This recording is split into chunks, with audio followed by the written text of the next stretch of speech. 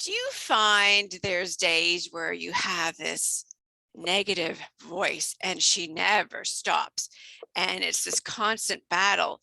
Or perhaps there's people out there and you're hearing things that they're saying and it's really starting to bother you and maybe influencing you and going down a road where you don't want to be. Or you look at all these other people and you're constantly having that imposter syndrome, which means you're constantly comparing yourself to them. This is what Zelna and myself are going to discuss today about your mindset, overall self-care, self-love. This is Mindful Conversations. Welcome, everyone. I'm your host, Tanya Otterstein-Liehs, mindful coach and self-care coach. Hello, Zelna. Welcome to Mindful Conversations. Hi, Tanya. So lovely to be with you today.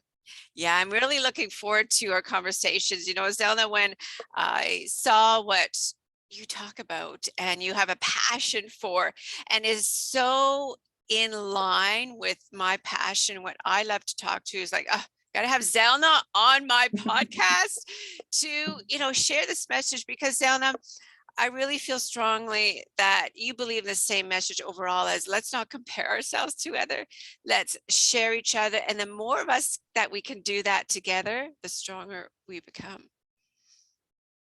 Absolutely, Tanya. I think women are so used to comparing ourselves, and it's unfair on us judging ourselves all the time. We each other's worst critics when we should actually be each other's best supporters.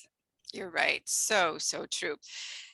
Now, Zelna, I know who you are. I know where you're from and what you do. Can you please tell our audience today a little bit about yourself? Sure, I'm Zelna Oberholster and I live in Johannesburg, South Africa. I am a life coach or a wholeness coach, and I'm a speaker and a businesswoman, entrepreneurial businesswoman, and I do a lot of community work as well. Then I'm also a mother and a wife, and I am a dog owner, as you just Yeah, we might hear Zelna's background. That's her dog. But you know what? That's what I love about these conversations. They're real, authentic and unedited. You say your community. I love that word because it's in every aspect. And what is a message that you love to share with women, not only in your community, but overall? Yeah, so I think it is that you should give yourself permission to just be yourself. You have a birthright to live a life um, of authenticity and to enjoy life to the fullest.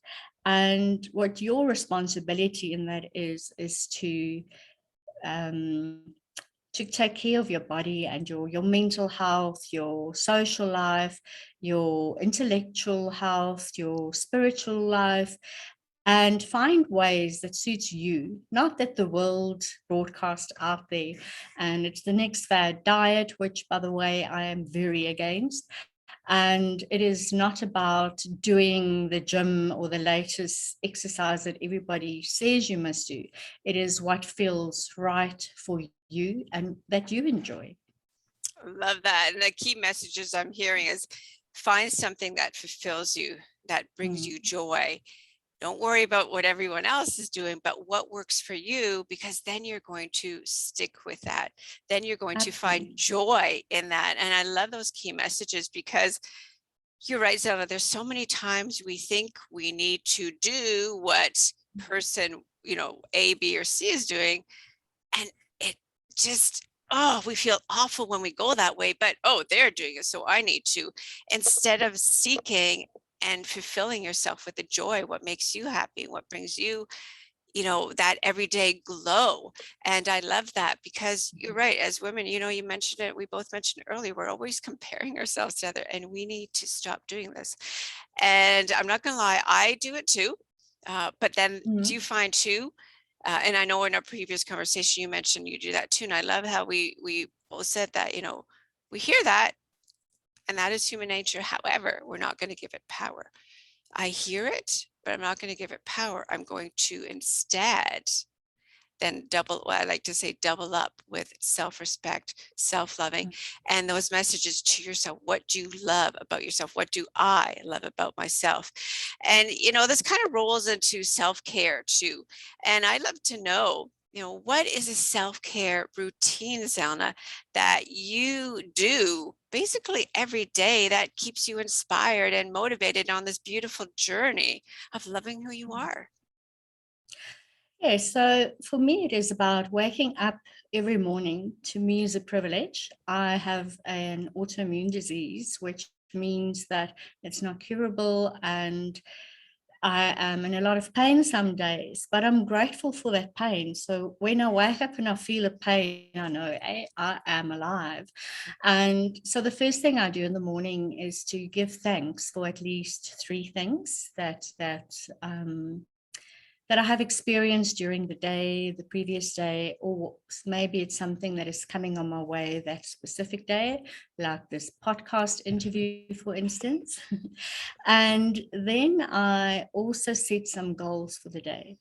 And I have maybe mentioned it in a previous conversation that I do suffer from depression. And then on those days, maybe that goal is just one thing, and that's to get out of bed. And I reward myself for that, of course. And then a grounding exercise that I do when I wake up to thank the universe and God for being alive and for what I need, set my intentions for the day and say, I need this to be able to perform my day. And then I just hug my dogs like crazy. Yeah, dogs are amazing, right? The energy they have about them, and they always can sense when you need a little bit more love or if you need a little space, something that we need to give ourselves as well, right? We do, Yeah, yes. you talk about gratitude, which, and I love, the fact that what I call gratitude journal, something I share as well. I do it in the morning, and I write down 5 things I'm grateful for, and you nailed some things, my health. Every day too, I wake up, I'm grateful for my health because it keeps me alive. And gratitude journaling, Zelna, is that something that you feel you need to do in the morning? For ritual, for me, it's a daily habit. I get up, I make myself a warm lemon water, and I write my gratitude journal. So Zelna, do you find there's a certain time of day that you write in your gratitude journal, or is it any time throughout the day? So in the mornings, I write it, but in the evenings, before I go to bed, I give another gratitude to God and the universe, because there's so much that we often forget that we take for granted every single day.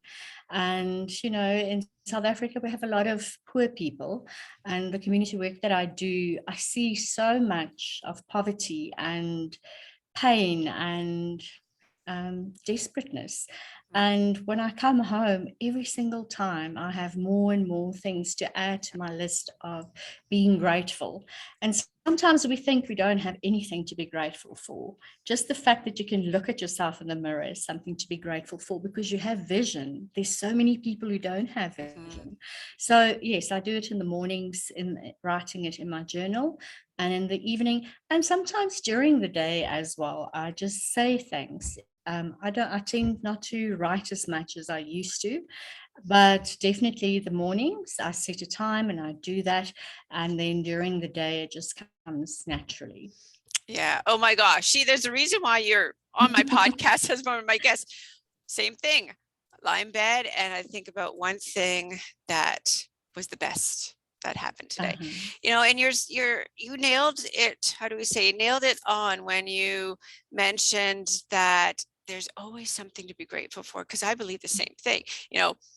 For example, our furnace last 3 days is like it's on its last legs. It's quite cold in the house. And people are like, oh my gosh, it's like, no, look, at least we do have some heat. At least I have a home shelter. I have family. Like, what is there not to be grateful for, right? And Zelna, you're so right. There's always something to be grateful for. And you find in your journey, I'll say, because we are on a life journey that never ends until, one day when our soul passes on or our body passes on. And when you are grateful for simple things in life, when you're naturally, it comes to you naturally to be grateful and joyous every day, Mm. then things that potentially could be the worst thing ever doesn't seem that bad. I mean, yes, it depends on the situation, but I have a family member as well that suffers from depression, and something I got him to do is every day be grateful, and it has helped him with his depression as well. And I mentioned that because your honesty, and thank you very much, because Mm. there's other people in your same situation, that when you focus on the goodness of your life at the end of the day, and every day becomes a little more joyful, or a little bit easier to get through. Yeah, absolutely. It's like it attracts its positive thinking as well. The more grateful you are, the more things you start getting to be grateful of. And the more you start being, I think it's maybe because you're more aware of it, Mhm. that you have things to be grateful for. Because as I'm sitting in this room, I can actually see things that um, that I have that other people might not have.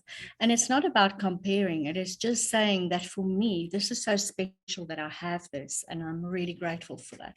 So, and then the more I'm grateful about the beautiful things in life, because let's face it, we're not working just for the sake of it. We're working to have the things that makes us happy. Yeah. And I really love beautiful art, for instance. And the more I admire beautiful art and say thank you that this artist had this beautiful concept and he was able to express it in just one picture. He's saying so many things that I'm feeling.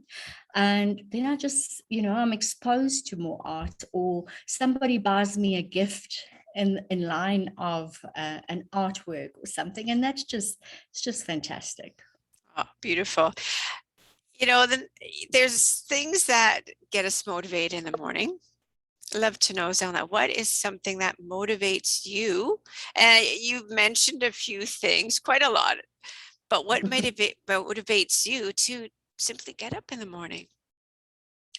So number one, as I've said, I am alive. That is just something I can't let the opportunity then pass to be alive and not just live. So I live every single day to its fullest, because it's really a gift. And I think somebody said that yesterday was something and whatever, but today is a gift, the present. It is Yeah. literally a present that you're receiving, and to me it is. So that, and then yes, I think because I want to make a difference in every single person that I meet's life, and I want to make their life better. I don't just want to make a difference, because you get differences which you might have a negative impact on somebody without you realizing it. I'll take parenthood, for example. You sometimes say something to your child thinking that you are motivating them, but especially when you're very busy, you don't actually realize that in that moment you might actually be negative in their frame of mind. So, and it has an effect on their emotions. So what I mean is that I want to consciously make a positive impact on a person's life, and be that community, on my family members, the people who work for me, or strangers. Sometimes just a smile, or having a chat to somebody who sees having a hard time, or packing a basket of fresh food and fruit to give to the beggar on the corner. It's just something that I feel that is my purpose, to help other people. And if I live to get to what I'm supposed to do, I just feel happy Yeah. and excited about the life that I was given today. Yeah. Yeah. It is that journey, right? To finding our purpose. And maybe we go through years not knowing our purpose, but simply smiling. Someone walks by you and you give them a smile. They're like, oh, and they just smile back, and you can see something switch all of a sudden, right? Whether they're having the worst day, whether they're having a great day, but the simple thing, it takes nothing. And there's a difference between smiling, but really feeling that smile. There's a difference. Yeah. People can perceive that. People can perceive your energies that you put out. And Mhm. when you fill with genuine love and kindness, other people feel that and other people radiate. And Mm. it helps to, a lot of people have negative people in their life, but it helps to keep you not absorbing their negative energy, or it tends to maybe help them transition. But that's a whole Yeah. different conversation. You know, over Yes. the, you know, the last, I mean, we always have challenges in life. You know, the last year and a half, people have had many challenges they've never faced before. And getting onto a more personal side, what's one of the biggest challenges that you're facing right now, Zelna? And I love to ask these questions because guaranteed there's a listener out there who is quite possibly Mm. facing your challenge right now. And what is it that you're facing right now? And perhaps what's helping you get over or go on day to day through one of these biggest challenges you're having? Well, there's two things that goes hand in hand for me, and that is time and money and opportunity cost in between, because the things that I love doing, I don't really want to charge for. But I have to supply my family with food on the table Yeah. and buy all those nice things for myself, part of self-care. So finding the time and finding the right people when I don't have the time to do it, that is probably my biggest challenge, because time is limited. We only have 24 hours in a day, and we can spend it in any possible way. And there's some people I know who literally sleeps like 6 hours, and if they get 6 hours in an evening, and they're happy. My mother-in-law, for instance, she only sleeps 3 hours and she can perform optimally. My husband used to be like that until he met me. So now he's also a sleeper. He loves his sleep. So the time to get to everything, especially in the social society that we are living in.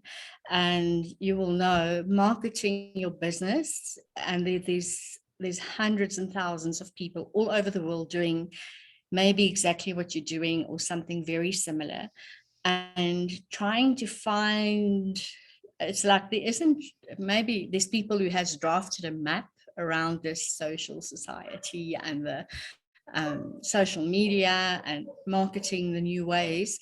But for people who are over 50, it's difficult, especially if you're technologically challenged. And, then I have to find people who can, and or who can teach me to do it. So yes, definitely time, I would say time, money, and the technology challenges. Oh, technology. It's a good thing, but can be complicated, right? uh, you know, you've talked about a positive mindset, and you know, when the people are so negative around you, you know, what helps you maintain that positivity? And I think, you know, I really feel I've been hearing that a lot is, you know, think about yourself, think about what makes you happy. Don't get absorbed by all that negativity out there. Don't go, and I've seen people go from a happier person to a very angry person because they're spending hours listening to controversial podcasts or controversial videos and conspiracies. And so in one word, do you agree, yes or no, that do something that helps you maintain a positive mindset versus things that will have you shift that positive mindset and feel negative? Do you agree that focus on the good things, the positivity in your life to help you maintain a more happier or positive outlook?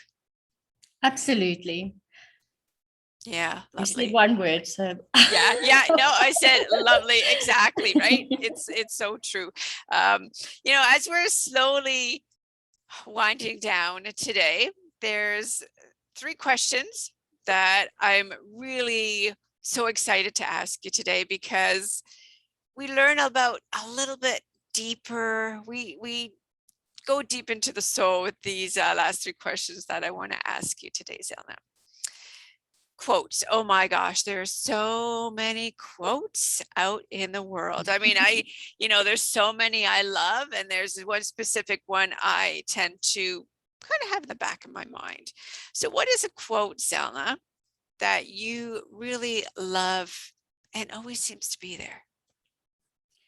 So mine isn't by any learned person. Mine is by my mother. She used to say, bloom where you are planted.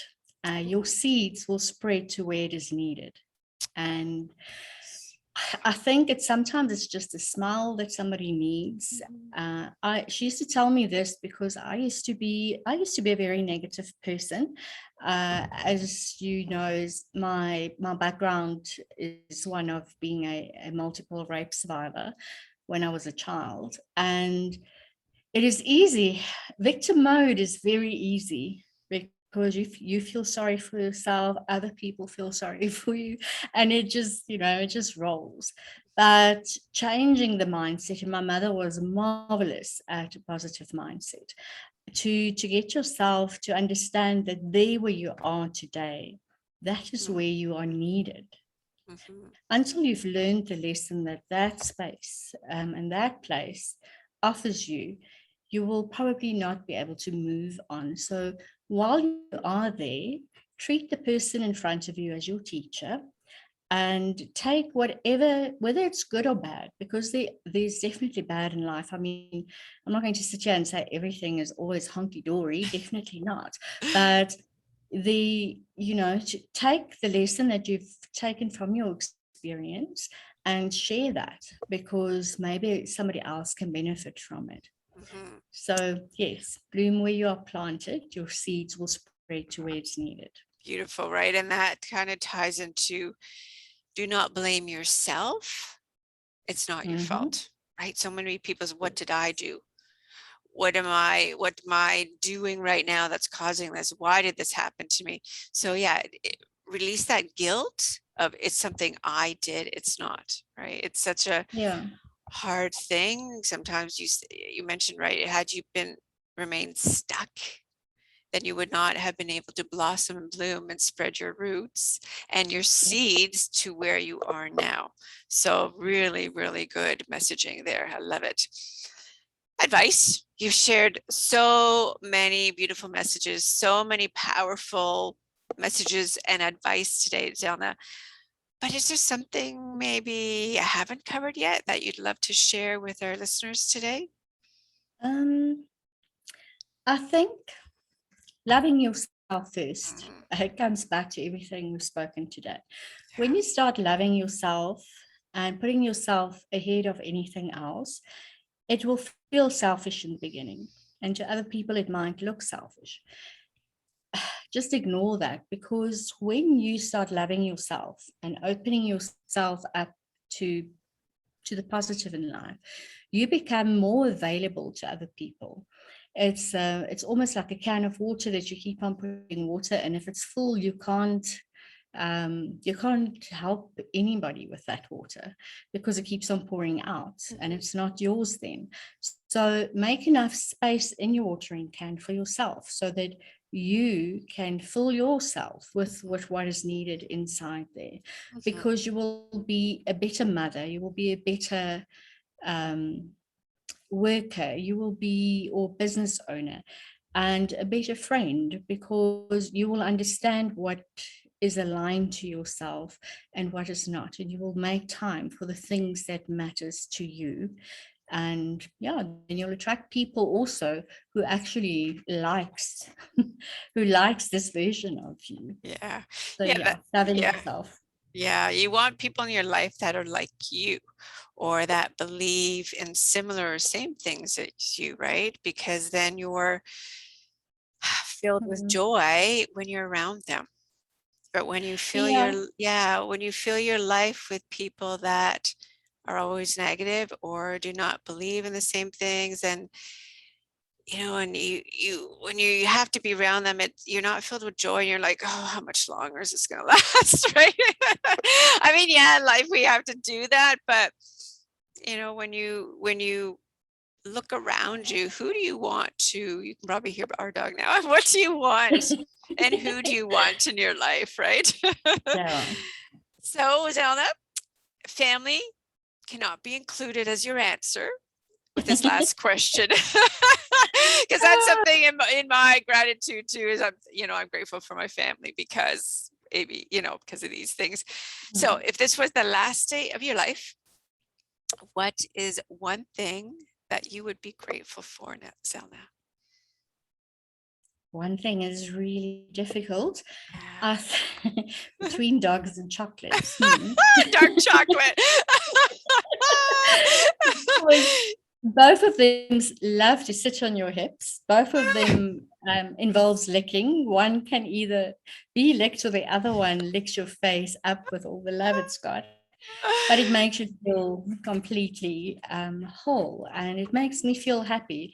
Nice. I mean, even on the darkest days, my dogs will come, and I don't know, I've especially got one little black cocker spaniel who really knows, even when I get sick, she will tell me I'm sick before I know I'm sick, and just love me to bits then, like completely understanding me. And their cuddles are free. It doesn't matter how tired you are or how short you are with them, they just keep on loving you. And chocolates do the same. They just also love to go and sit on the hips. Dark chocolate is good for you. I usually have a piece every day. It has really good stuff in it. And yeah, you know what? Dogs too, when you come home, they're always happy to see you, right? Always happy to see you. And there's so many people that they get home and they're miserable. It's like, oh my gosh, you have a home you're coming to. Like, what is there not to be grateful for, right? You have shelter. And they absolutely love any food you give them. They're not fussy. Oh, Zelna, this has been a beautiful conversation. Thank you so much for sharing your powerful messages, your love to the world, right? Because that's a great thing about podcasts. Everyone around the world, can listen to them. So thank you very, very much. On a final note too, there's 3 words I really heard constantly. And I feel it's, because I share that same message. So thank you. And I'm hearing grateful, self-love, and overall finding joy, non-comparisons, that's 4 words, but so thank you. And thank you everyone for listening and being here and watching another mindful conversation. You know how I'm going to end. When you go to bed tonight, think about the one thing that was wonderful, the best thing that happened today.